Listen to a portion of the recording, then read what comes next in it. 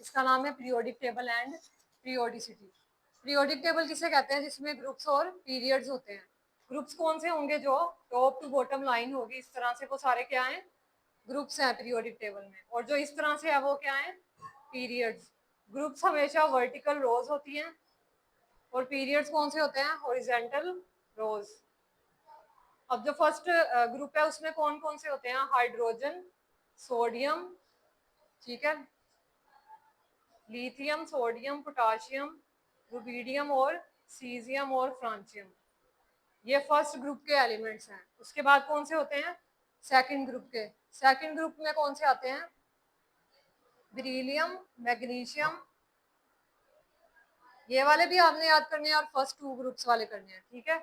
तो जो वर्टिकल रोज में होंगे उसे क्या कहेंगे? ग्रुप्स, और जो हॉरिजॉन्टल रोज में है उसे पीरियड्स। तो यहाँ से सिर्फ ये डिफाइन इंपॉर्टेंट है। उसके बाद हमने पढ़ने हैं मेटल्स, नॉन मेटल्स और मेटालॉइड्स। अब ये हमारे पास क्या है? मॉडर्न पीरियोडिक टेबल है, ठीक है।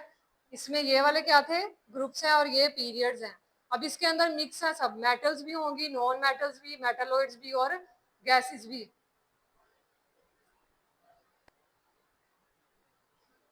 कर दो, ठीक है।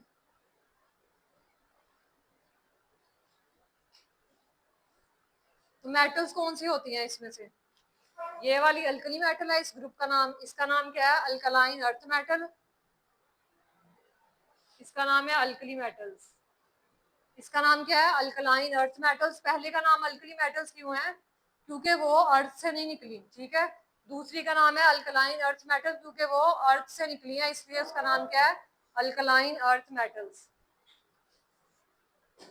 और मेटलॉइड्स कौन से होते हैं? जिसमें मेटल्स भी होंगे और नॉन मेटल्स भी।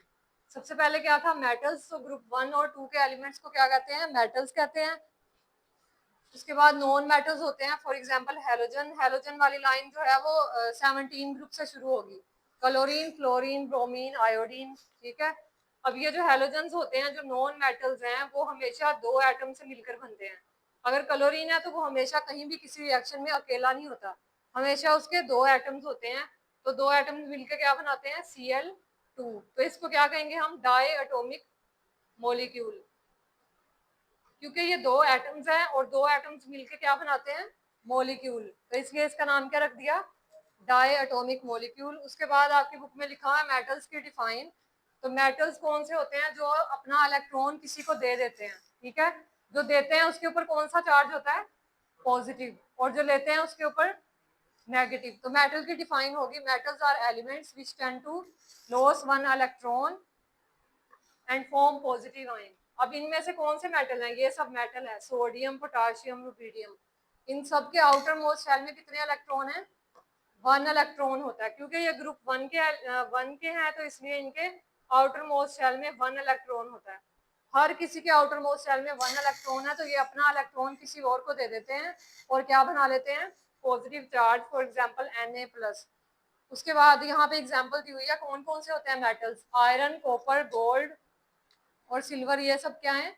मेटल्स हैं। नॉन मेटल्स कौन से होते हैं? जो इलेक्ट्रॉन को गेन करते हैं। सोडियम के पास 1 इलेक्ट्रॉन था, क्लोरीन के पास कितने होते हैं? 7 होते हैं। तो ये अपना एक लेता है, किससे लेगा ये? सोडियम से, जो कि मेटल है, और क्लोरीन क्या है?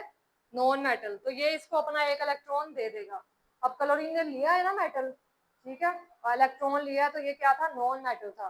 तो नॉन मेटल की डिफाइन होगी which tend to gain electron to form negative ion. अब मेटलाइट्स कौन से होते हैं? जिनके अंदर मेटल और नॉन मेटल दोनों की प्रॉपर्टीज होंगी, यानी कि वो इलेक्ट्रॉन को गेन भी करेंगे और लॉस भी करेंगे। उन्हें क्या कहेंगे? मेटलॉइड्स।